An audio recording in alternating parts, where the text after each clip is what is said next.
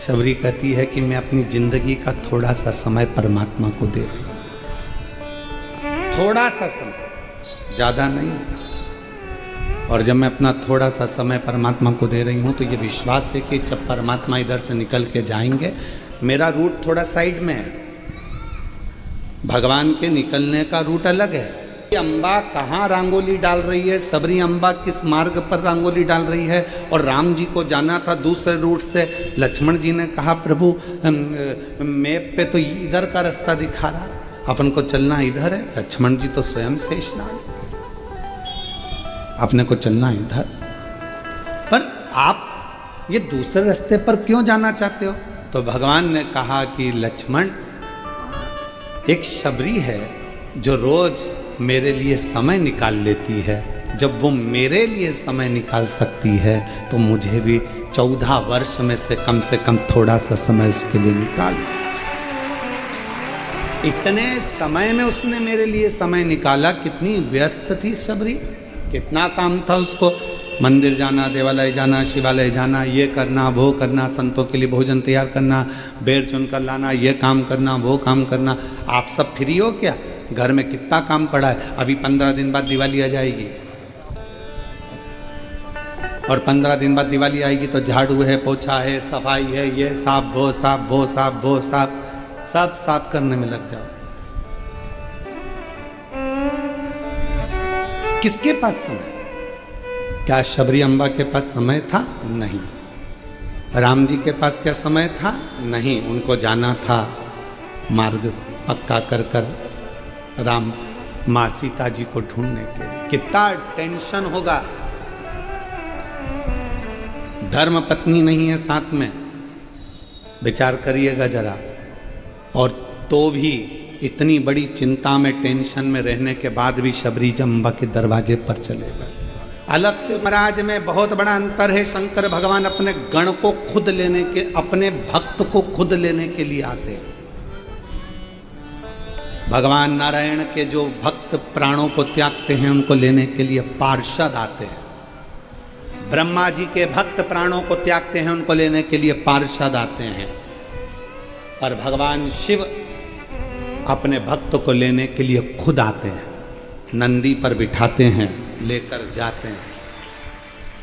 अब शिव आते तो तुम्हें लेकर जाते, पर नंदी पर शंकर लेकर जाते, पर यमराज आएगा तो वो तुमको ऐसे लेकर जाएगा? वो तो तुमको पाड़े की पूंछ से पीछे बांध लेगा और खुद पाड़े पर बैठकर तुम्हें खींचता खींचता लेकर जाएगा। सोचते हैं कि हमको परमात्मा लेने आएगा लेने के लिए, पर थोड़ा सा समय तुम्हें परमात्मा को देना पड़ेगा। भगवान तो आने के लिए तैयार बैठा है, परंतु थोड़ा सा समय आप देना प्रारंभ करिए, थोड़ा उसका भजन करना प्रारंभ करिए, थोड़ा उसका गुणगान करना प्रारंभ करिए, थोड़ा उसका मंत्र जाप करना प्रारंभ करिए, मुख से श्री शिवाय नमस्तुभ्यम बोलना प्रारंभ करिए, वो तुम्हें लेने के लिए आ जाए। हमारा अगला जन्म कुछ नहीं। आप कहो कि सियोर वाले महाराज कह रहे हैं, हम नहीं कह रहे। स्कंद पुराण का कुमार खंड कह रहा है, शिव महापुराण का सती, शिव महापुराण का उमा खंड वर्णन करता है कि जो मनुष्य, जो मानव मनुष्य देह में शिव महापुराण की कथा को दिल से श्रवण करता रहता है, उसका फिर संसार में जन्म नहीं होता, वो शिव के धाम रहता है, वो शंकर भगवान के धाम में निवास करता है। फिर वो ना कोई योनि तुमको मिला है, कोई कहे कि तुम कुत्ता की योनि पाओगे, कोई कहे तुम इसकी योनि पाओगे, तुम कोई उसकी योनि पाओगे, इन सब योनियों से छूट गया। अर्जुन तुम भगवान शिव को मत भूल जाना, नहीं भूल। और अर्जुन ने नियम लिया था भगवान शंकर की प्रतिदिन आराधना करने का। जैसे भगवान राम जी ने नियम लिया था कि प्रतिदिन पार्थिव लिंग की पूजन करूंगा तब जल ग्रहण करूंगा, अर्जुन ने नियम लिया था कि प्रतिदिन शिवलिंग का पूजन करूंगा तब जल ग्रहण करूंगा।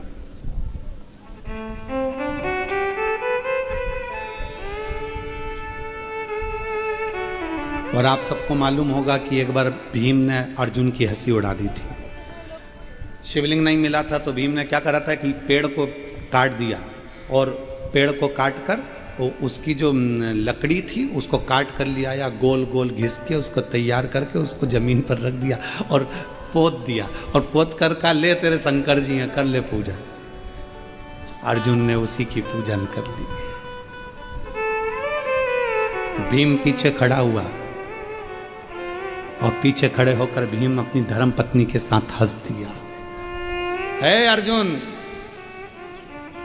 तुमने जिसकी पूजन करी है वो तो मैंने लकड़ी का गुट्टा रख दिया था, लकड़ी का टुकड़ा है, वो शिवलिंग नहीं है। अर्जुन कहने लगे भैया फालतू की बात क्यों करते हो कि शिवलिंग नहीं है, मैंने तो शिव माना है, मैंने तो उसको शंकर माना है ना। अरे देख, तू खुद देख ले, उठा के हाथ में वो लकड़ी का गुट्टा, लकड़ी का टुकड़ा। अर्जुन कहने लगे नहीं भैया मैं क्यों उठाऊं, मैंने तो शिव माना है ना, आप लाए थे तो आप ही उठाओ। अर्जुन के सामने भीम ने उस लकड़ी के टुकड़े को उठाना चाहा, भीम ने पूरी दम लगा दी पर वो लकड़ी का टुकड़ा रत्ती भर नहीं हिला, रत्ती भर।